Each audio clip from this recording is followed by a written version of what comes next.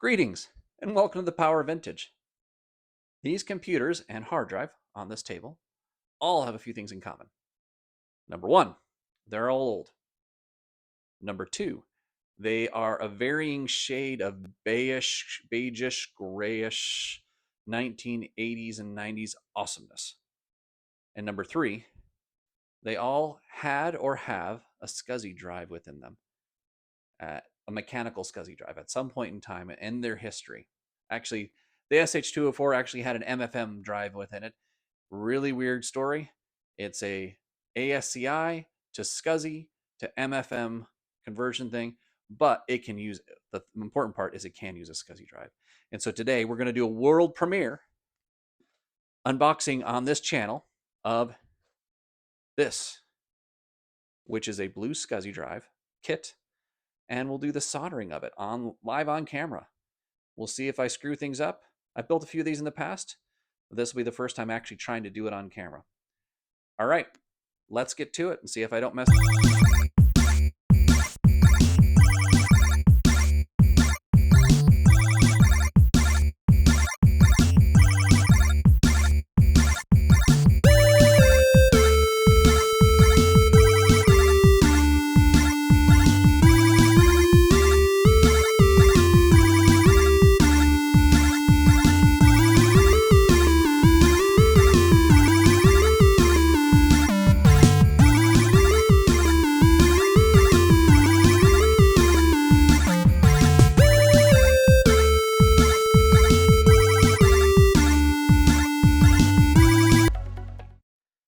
All right, we have now opened up the lovely box from 8-Bits Are All You Need.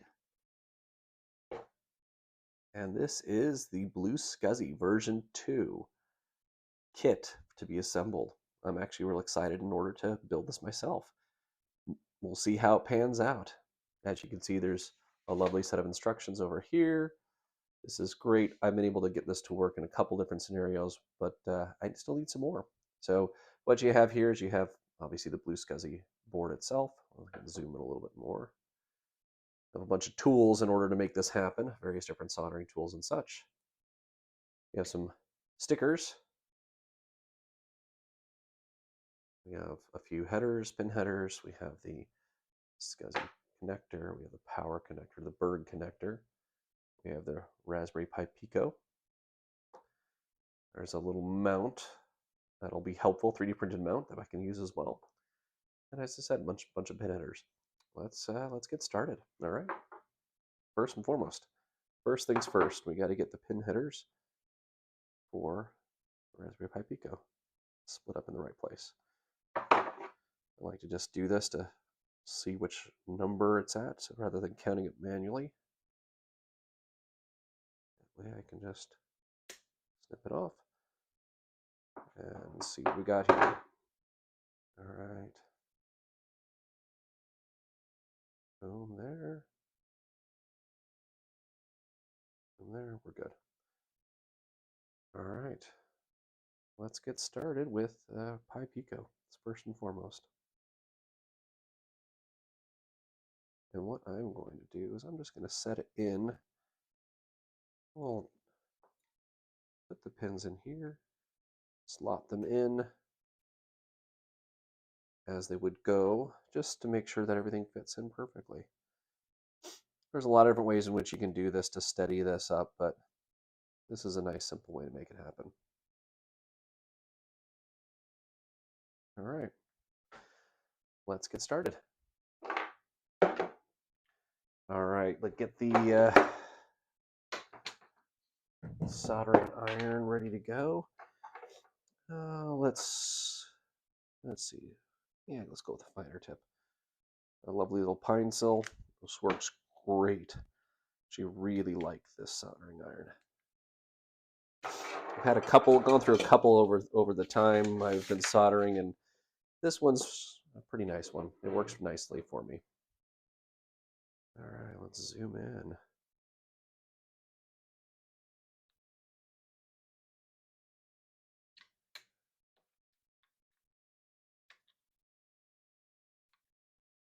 All right, let's see if I can't do this on screen and just use this rather than my extra special guys here, this guy.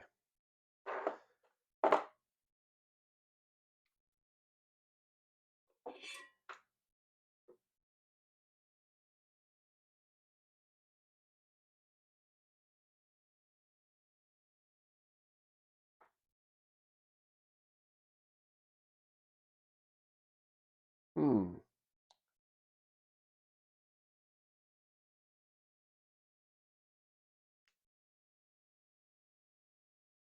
There we go.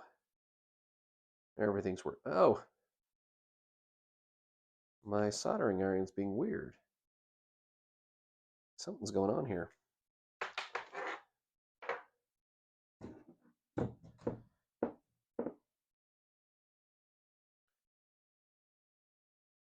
All right, here we go.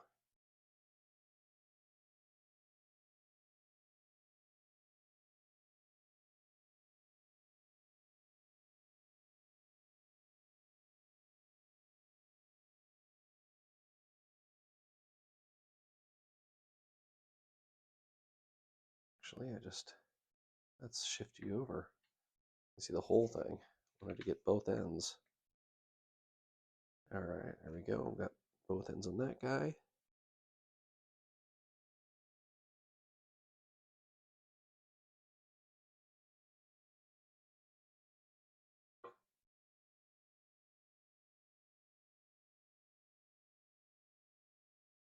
There we go. Now, I'm going to just take a look at this and see how this works. See if it's flush. I want it to be good.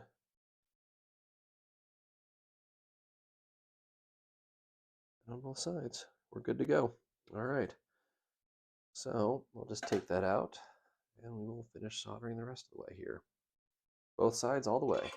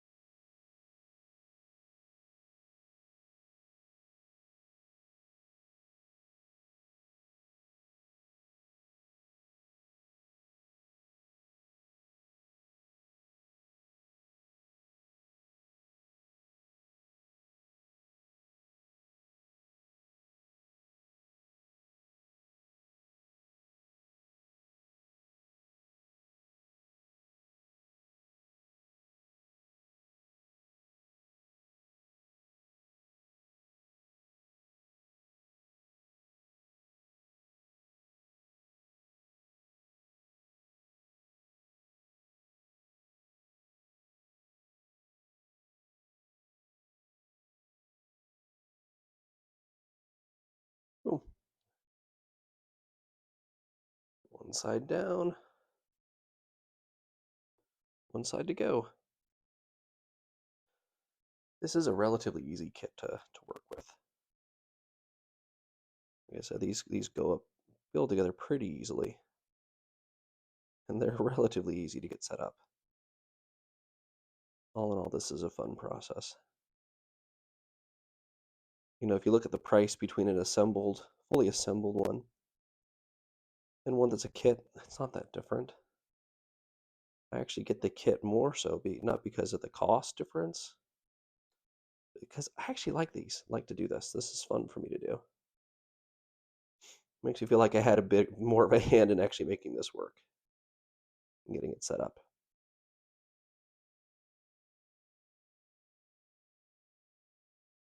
Skip one.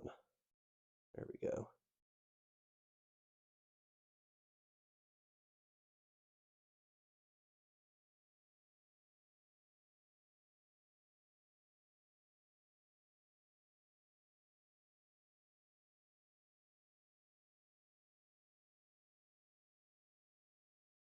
Go.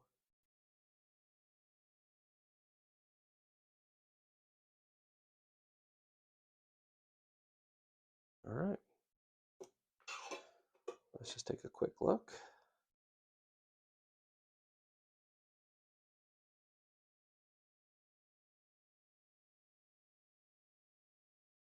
Everything looks good. Good to go there. Perfect. All right.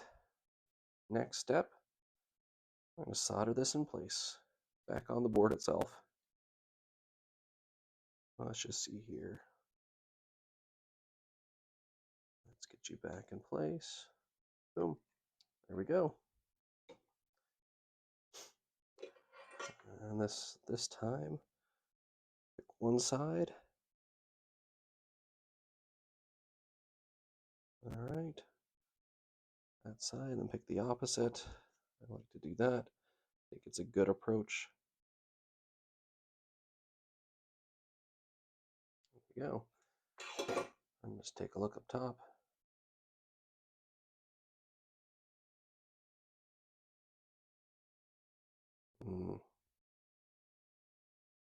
It's like I could probably push this side in a little bit more. Just a smidge.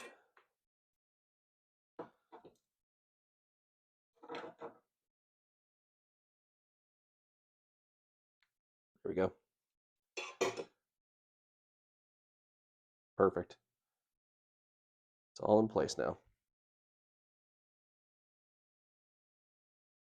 All right, let's get the next row. These rows of pins done.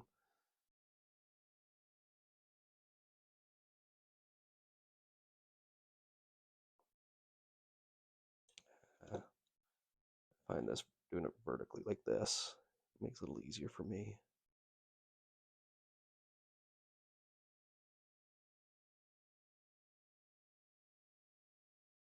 We'll snip these at the end.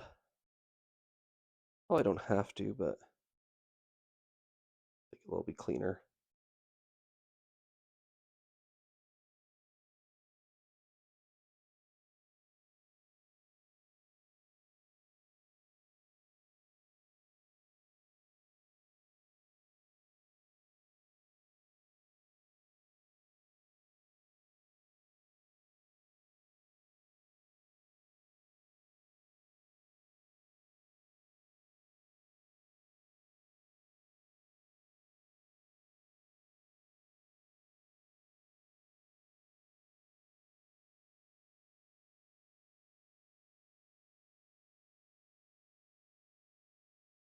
That isn't good.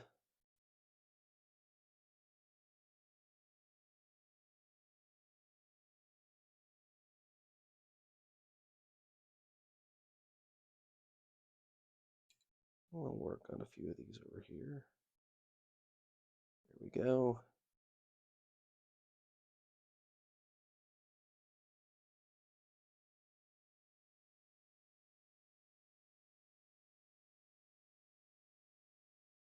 I have a few of these that are not the best soldering job. Clean them up a little bit. We'll flip it around. Take care of the other side.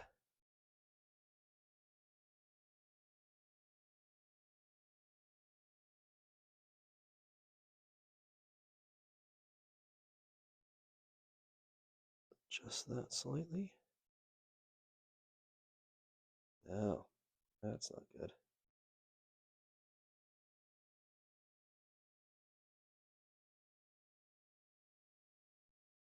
Yeah, I probably wouldn't have this problem. You're probably all shouting at me on the over the screen. You need to use more flux. Yes, I probably do. I'm being lazy.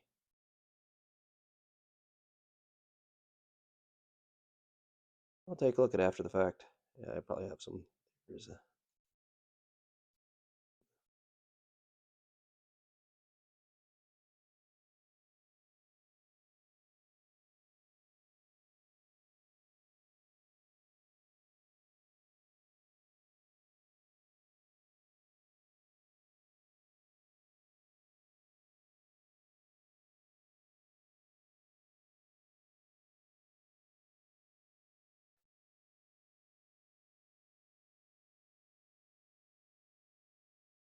I find that in most instances with through-hole soldering like this, I don't need, especially for the new parts, I don't really need to use a lot of extra flux unless I'm running into something that's a little troublesome.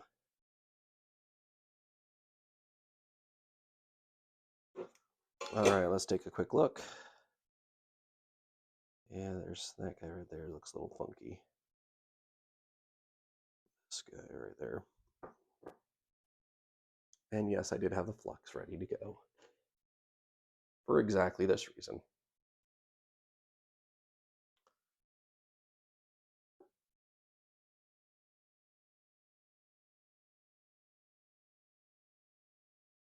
A little bit of flux there.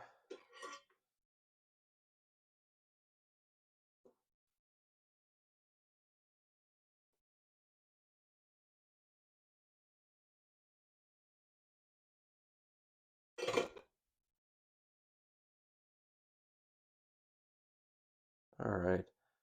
Not the Mona Lisa, but it should do. Good enough. All right. Next, let's go with this lovely guy here. With the SCSI port. I'll zoom out a little bit so you can see my struggles getting this in on camera. There we go. That looks good.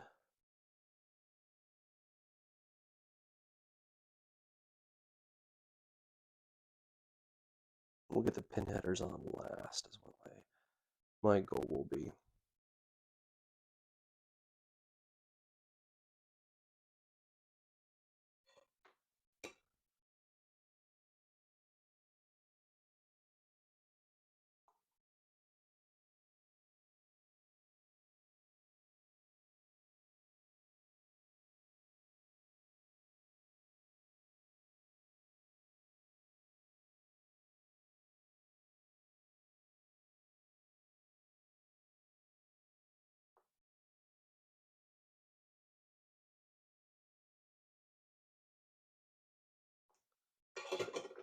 All right. How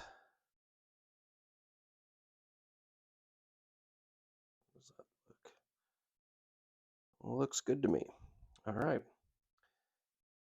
Now we go about soldering the rest of the pins here.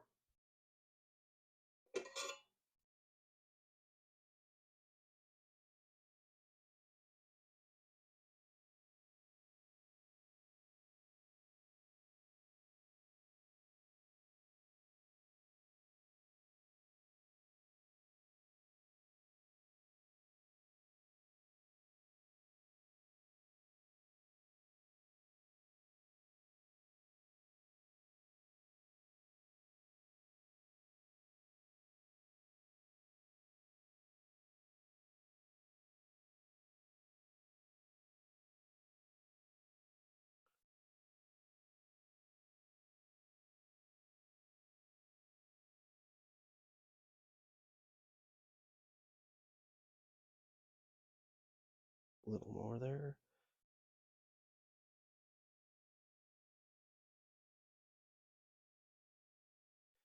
You know, one of the things that I do like about these vintage computers in particular, I do find it really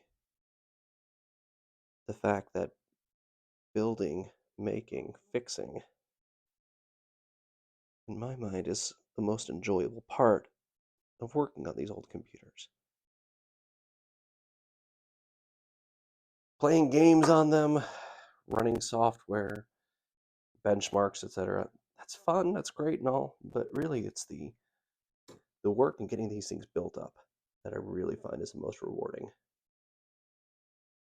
Stuff like this, building my own, well, partially building my own hard drive.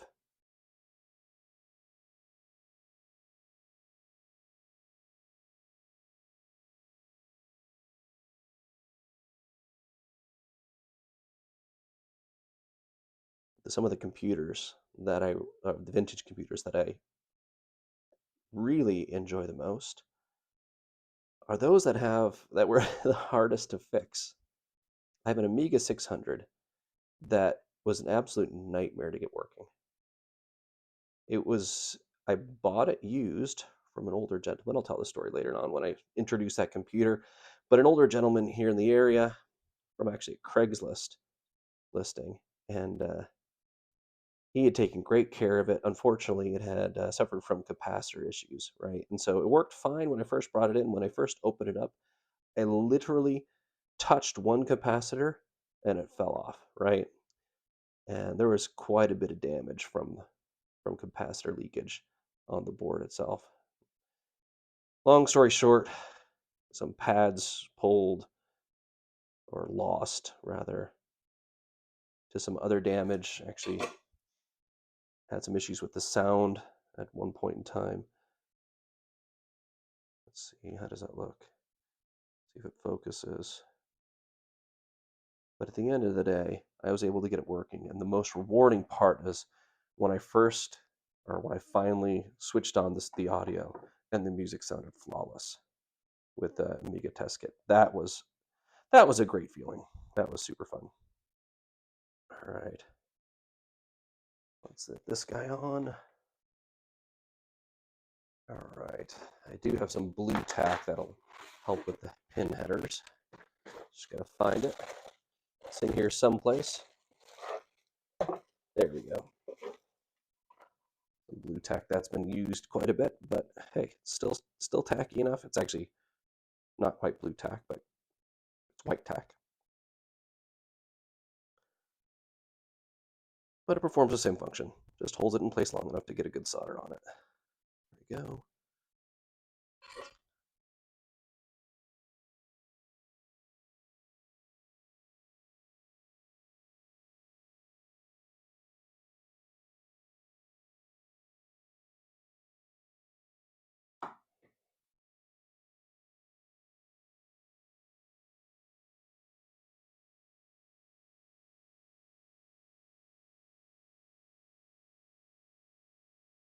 Go. Need to get that bird connector on too.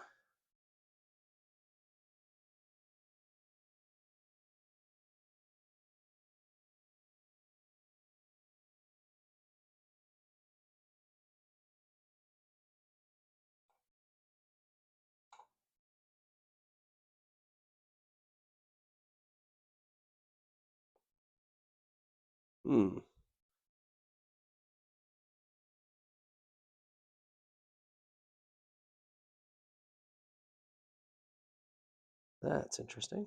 That bird connector's not wanting to go in. Oh, there we are. It was a very snug fit, though. Great. No need for blue tack for that guy. That'll be pretty robust.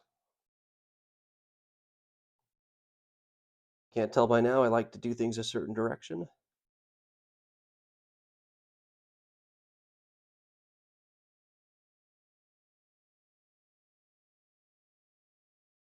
Maybe it's because I'm lefty. All right, let's see. How does that look? Good enough. It'll work. Lovely. All right. A few more headers to get in place.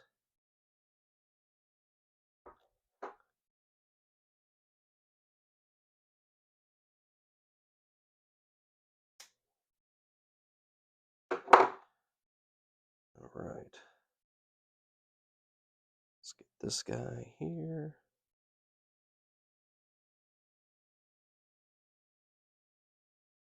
There we go.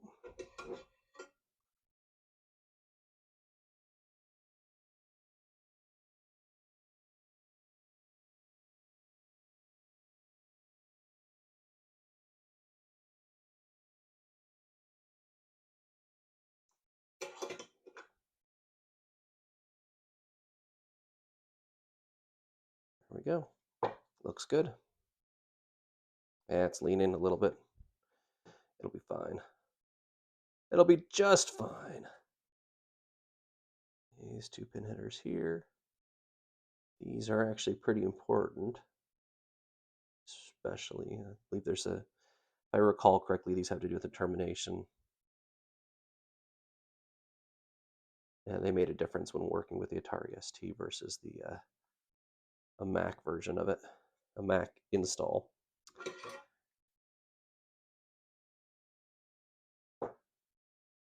All right.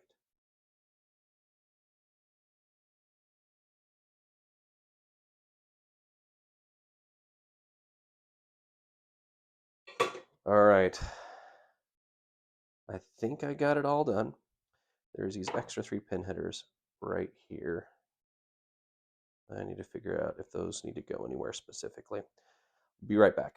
All right, last 3 ones go right here. Termination on, termination off. That's actually what matters more with the Atari ST versus the Mac. Slightly different selections for those.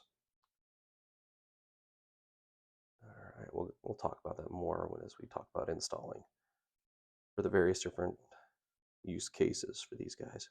All right, there we go. Solder these last little guys together.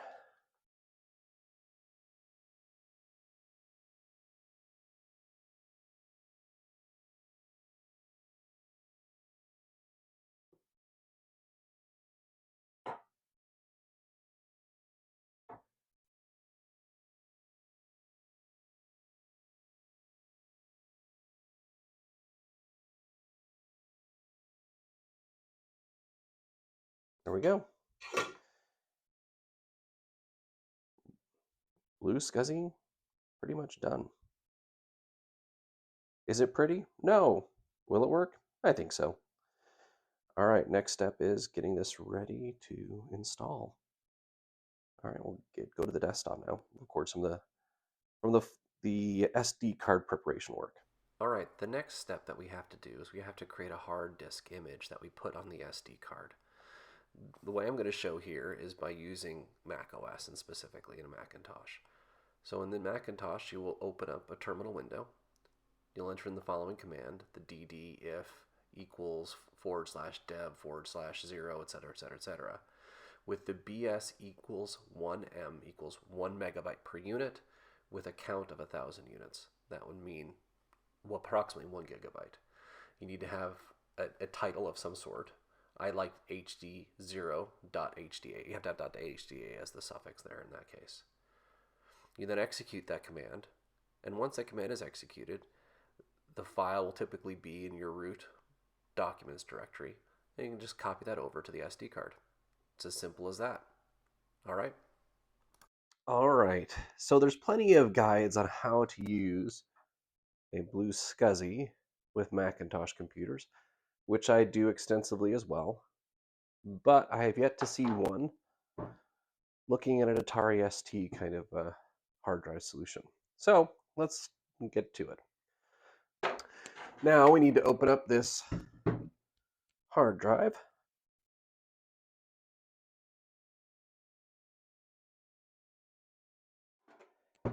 And the blinky light, hard disk activity light. Oh, I should probably open it the other direction so you can kind of see inside. Looky. There is the SCSI to SD. The funny thing is if you actually looked at what the hard drive was like in here, this is a SCSI controller, ASCII to SCSI, and then that SCSI would go to a hard drive, an MFM hard drive that has a SCSI to MFM adapter as well. It's kind of interesting how that all works out. Let's do this. We'll just disconnect this guy here, disconnect the bird connector. We'll leave this guy open for the moment. Bird connector. And from here, take these, plug them in here.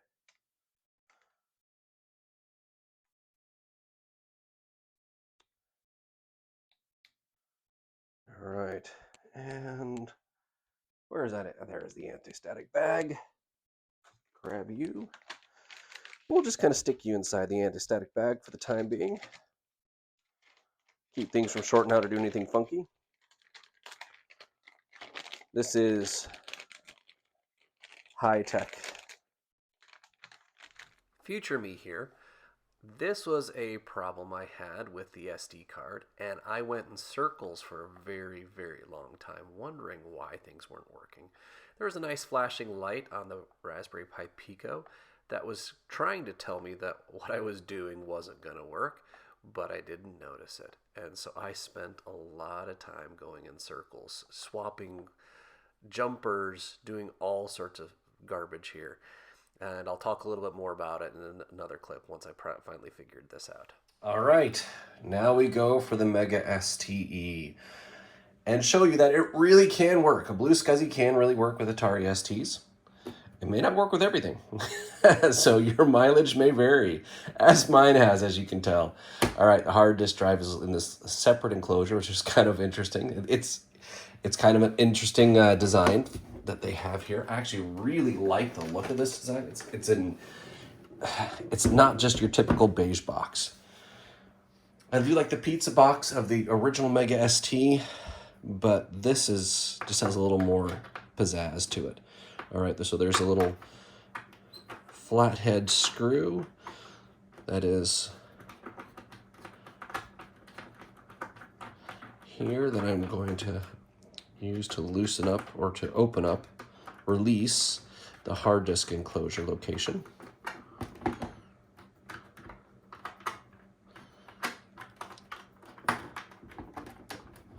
All right, I think, yes, we are. It is released. Now flip this over. We'll take a look at this enclosure here. So this is where the hard disk is located. As you can see, that looks awful familiar. We're just going to simply disconnect this guy and connect the new one that was just set up.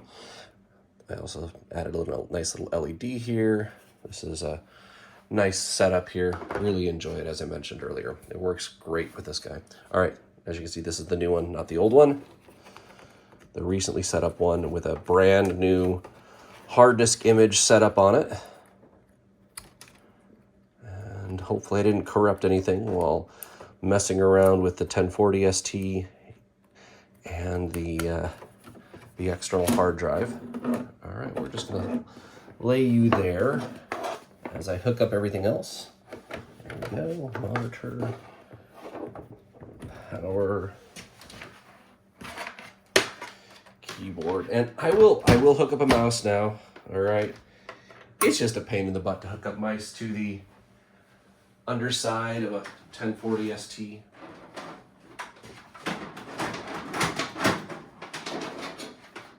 As I'm banging around grabbing a mouse. There you go, we got our mouse hooked up to the keyboard over here, and I'll just set you up here so everyone can see all the gloriousness that's going on here with all of the wires and such. And we will pop in that floppy, power the screen on, and my lovely Mega STE.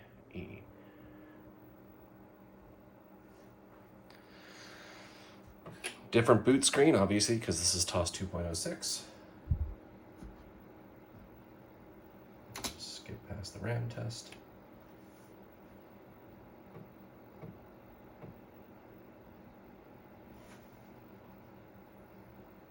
There we go. No partitions, but it detects the quantum BlueSCSI just fine. Lovely. All right.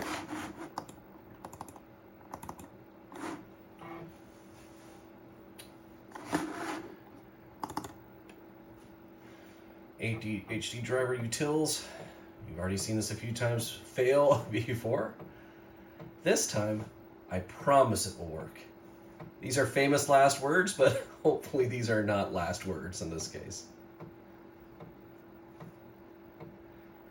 Now, actually, getting these things set up for a Macintosh is substantially easier. There are many different images that are already pre-created by some individuals that are ready to go. You don't even have to format the disk. You don't even have to set up the drive like you're doing on the Atari STE here. And so you just copy that image over, boom, it's bootable right from the get-go. It's actually pretty cool. All right, so let's go to Windows, Devices. There we go. And we will just partition it. Compatibility. In this case, I'm going to go 1.04, just so it is compatible with other stuff. Even though this is in a Mega STE, it doesn't matter too much. We'll just split it into 0.4 partitions. And there we go.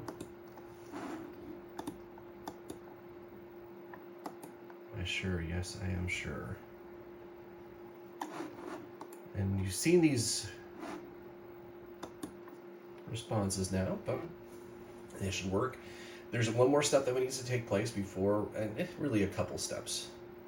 One more step that has to take place before this is actually a bootable hard drive.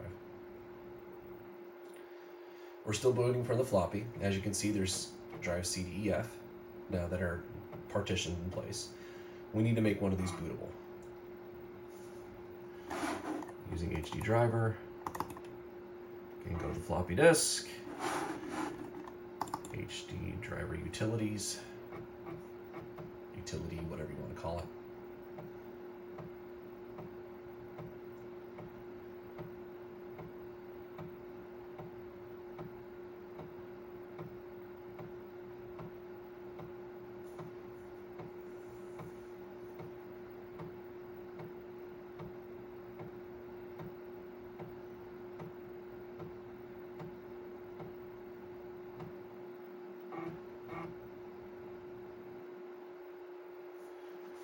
Alright, we'll just open up the drives window. And so you can see C, D, E, F. I'm going to select the C because I just like to do that. And we will install HD driver. And what that will do is it is now bootable. And we can pop out the floppy drive, floppy disk that is. This guy comes out. And we can just reboot. And it should auto boot. And what I'll simply do is I'll just set up the desktop for this briefly.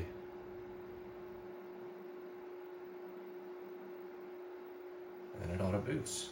So what I like to do, so let's add the blitter back. ST medium. Come on. There we go.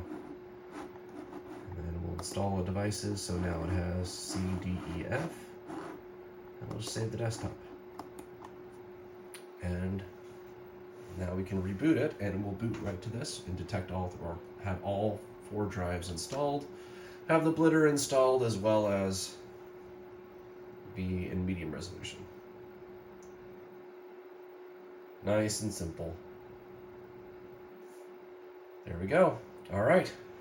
This is how to get a BlueSCSI, or a very roundabout way on how to get a BlueSCSI working with an Atari ST and HD driver. Now, this is the Atari Mega STE. Mileage may vary with external drives. As you saw, the SH205 did not like this. Tried a bunch of different settings, wasn't able to get it to work properly. I'll keep on trying and seeing if there's another way I can make it work. All right, just an addendum. Here we have my Macintosh, one of my Macintosh 2SIs. This one is in need of a SCSI drive. This is actually what I was originally getting this BlueSCSI for specifically, was to get power this guy. All right, so I have an image already on here that's compatible with the Mac IIsi. That's fully bootable, all set up, ready to rock and roll. We're using System 7. We'll get this guy installed, boot it up, and you can kind of see this is these are extremely easy to use with the Macintosh products. They're a little more difficult with Atari and others, as you could tell, but it's a fantastic system and a fantastic tool. Pop this guy open, pop it in, and I'll show you it booting. All right. Of course. Now, let's see. Hopefully we can get power from this guy. We'll see if we need an extra power source to get this guy to boot. I might have an adapter somewhere, or I could always create something to convert this Berg connector into, or this Molex into a Berg. All right, so I need to adapt this Molex to a Berg, and I have a nice Berg to Berg that I created a while back that I am not using at the moment. So this is going to be how I convert it. All right, things are never as quite as easy as they seem. Although in this case, this is just creating a bird connector from the Molex connector. Nice and simple, straightforward. A little bit of soldering a couple wires together, putting some heat shrink on it. Bada bing, bada bang. Plug it in and get it back together going. Truly, using the BlueSCSI on a Macintosh is substantially simpler than pretty much anywhere else. There are so many guides online in order to how to do it. It's been fantastic to be able to have this for these Macintoshes that I have and get them running quite easy. Now, this is also helpful in Ataris in some instances, at least with regards to the STE. So your mileage may vary, as I mentioned earlier. All right. All right, we are plugged in. Let's turn on the monitor screen. We'll plug in the power supply in the back, which will, well, let's look at that guy first to make sure everything's going through as we're expecting it. And power is on. Appears to be working properly. We're getting a signal. And cross our fingers. Hope that we get a boot to Mac OS 7. Oh, there we go! Woohoo! Yeah! BlueSCSI is awesome. It really is pretty much plug and play when it comes to the Macintoshes. This is, with the exception of the getting a bird connector in place. This is really cakewalk to work with. So if any of you are doing, wanting to update your SCSI device in your vintage Macintosh, BlueSCSI is really, really awesome. All right, yeah, it doesn't like the fact that I'm not 1920 by 1080, but it works great. I don't have a mouse and keyboard plugged in at the moment, but it is what it is. We'll survive. All right, guys, thank you again. Appreciate your viewing this, watching this, even this addendum here at the end. Have a fantastic day, and like and subscribe. Come back for more awesomeness. All right, talk to you later. Bye.